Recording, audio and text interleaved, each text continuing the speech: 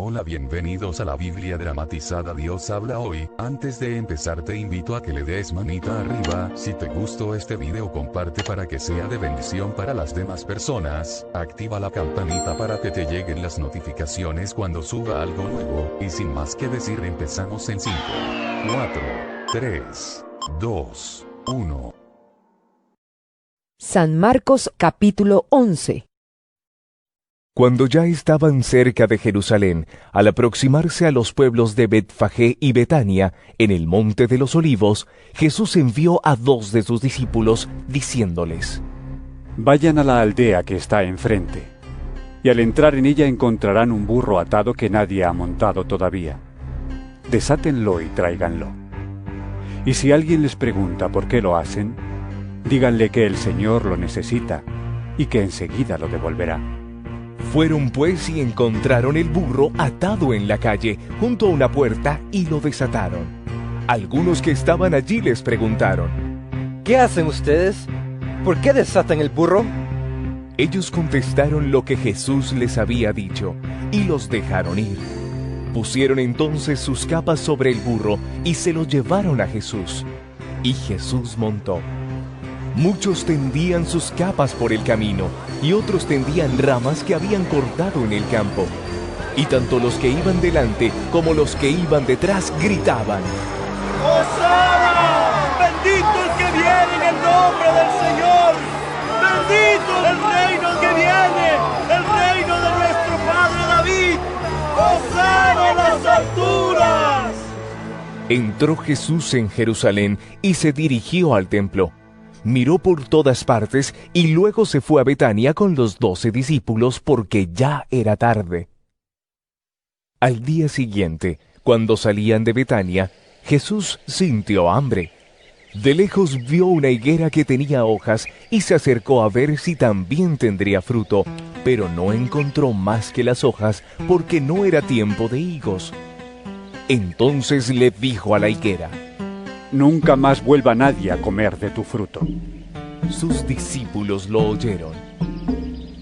Después que llegaron a Jerusalén, Jesús entró en el templo y comenzó a echar de allí a los que estaban vendiendo y comprando. Volcó las mesas de los que cambiaban dinero a la gente y los puestos de los que vendían palomas. Y no permitía que nadie pasara por el templo llevando cosas. Y se puso a enseñar diciendo: En las Escrituras dice: Mi casa será declarada casa de oración para todas las naciones. Pero ustedes han hecho de ella una cueva de ladrones. Al oír esto, los jefes de los sacerdotes y los maestros de la ley comenzaron a buscar la manera de matar a Jesús, porque le tenían miedo, pues toda la gente estaba admirada de su enseñanza. Pero al llegar la noche, Jesús y sus discípulos salieron de la ciudad. A la mañana siguiente, pasaron junto a la higuera y vieron que se había secado de raíz.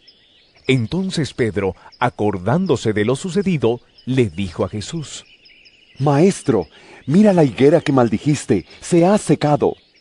Jesús contestó: Tengan fe en Dios.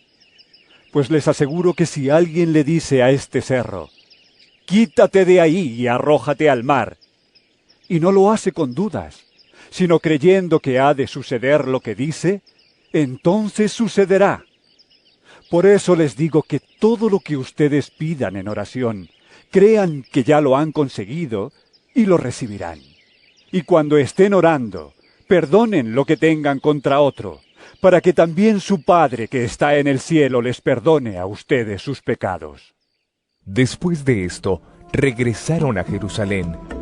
Mientras Jesús andaba por el templo, se acercaron a él los jefes de los sacerdotes, los maestros de la ley y los ancianos, y le preguntaron: ¿Con qué autoridad haces esto? ¿Quién te dio la autoridad para hacerlo? Jesús les contestó: Yo también les voy a hacer una pregunta. ¿Quién envió a Juan a bautizar? ¿Dios o los hombres? Contéstenme, y yo les diré con qué autoridad hago esto. Ellos se pusieron a discutir unos con otros. Si respondemos que Dios lo envió, va a decir: Entonces, ¿por qué no le creyeron? ¿Y cómo vamos a decir que lo enviaron los hombres? Tenían miedo de la gente, pues todos creían que Juan era un profeta. Así que respondieron a Jesús. No lo sabemos. Entonces Jesús les contestó. Pues yo tampoco les digo con qué autoridad hago esto.